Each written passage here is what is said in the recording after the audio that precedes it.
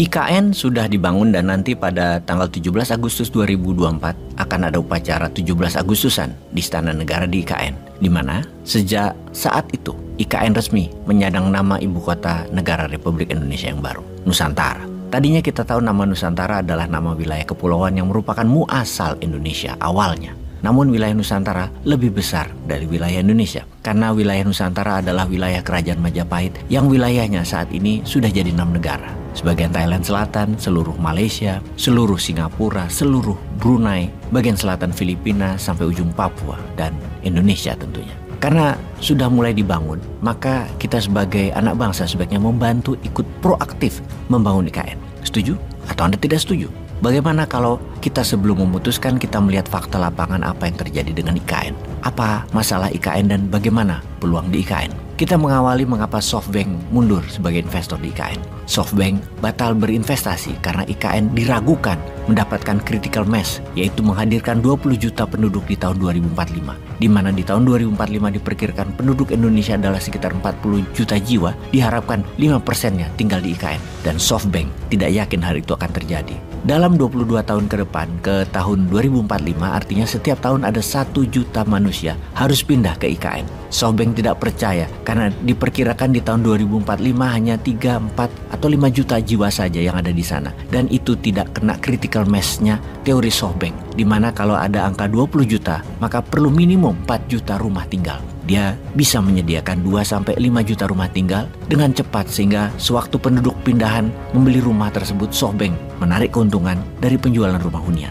Kalau hanya 4 jutaan penduduk, hanya 1 juta rumah yang dibutuhkan. Akan sulit modal balik menurut SoftBank untuk bisnis-bisnis SoftBank yang lainnya ditargetkan di pasar penduduk IKN tersebut. Kita detailkan mengenai 5 juta populasi IKN di tahun 2045. Memindahkan 5 juta manusia dalam 23 tahun ke IKN, sehari sekitar 625 orang yang harus pindah. Mulai saat ini tentunya. Kalau pakai pesawat terbang semua, harus ada 4 rute pesawat terbang rutin setiap hari, minimum mendarat di Sepinggan Balikpapan, yang kemudian dibawa oleh transportasi darat ke Penajam yang memakan waktu 2 jam. Belum ada kereta bandara dari Sepinggan ke Penajam soalnya. Saat ini lagi dikebut untuk membangun rumah tinggal sebanyak 10.000 unit rumah untuk 50 ribuan orang tinggal. Untuk menyediakan 1 juta rumah dalam 22 tahun, setahun minimum membangun 50.000 unit rumah.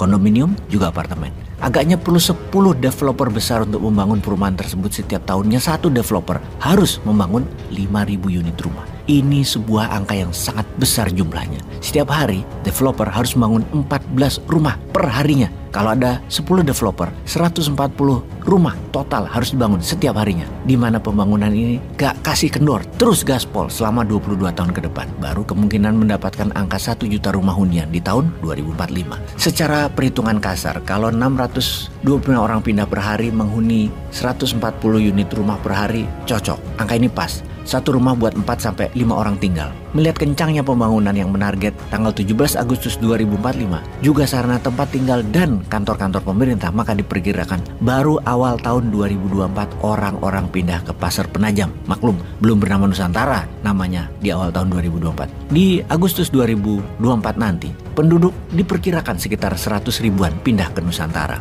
Sekarang kita melihat apakah benar bisa 5 juta orang pindah ke Nusantara. Apakah investor yang akan membangun perumahan di Nusantara benar bisa cepat membangun? Kita tahu batu aja impor dari Sulawesi, begitu juga pasir dan segala macam barang bangunan terutama semen, besi, dan lain sebagainya. Sebagian besar impor dari Pulau Jawa. Kita merincikan bahwa sampai saat ini tidak ada pihak swasta yang masuk ke IKN, alias semuanya pemerintah yang mengerjakan dan membangun IKN. Mengapa pihak swasta belum membangun? Karena skema kepemilikan tanah di IKN masih belum jelas. Karena berdasar peraturan pemerintah atau PP nomor 12 tahun 2023, status tanah ada 2, tanah negara dan tanah dalam penguasaan atau APD. Seperti status surat tanah yang berbentuk HPL yang akan menerbitkan hak atas tanah atau HAT, HGU, serta HGB, yang oleh pemerintah diberikan hak pengelolaan lahan HPL tersebut ke otorita IKN. Yang ternyata otorita IKN belum siap hingga saat ini akan status tanah dan mekanisme pembelian serta kepemilikan atas tanah. Karena itu investor enggan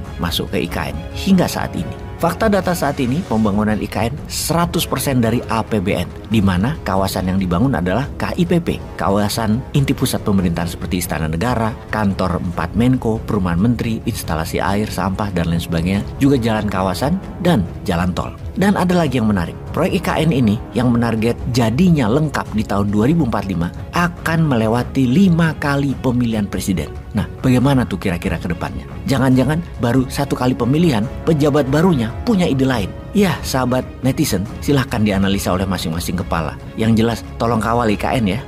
Peace.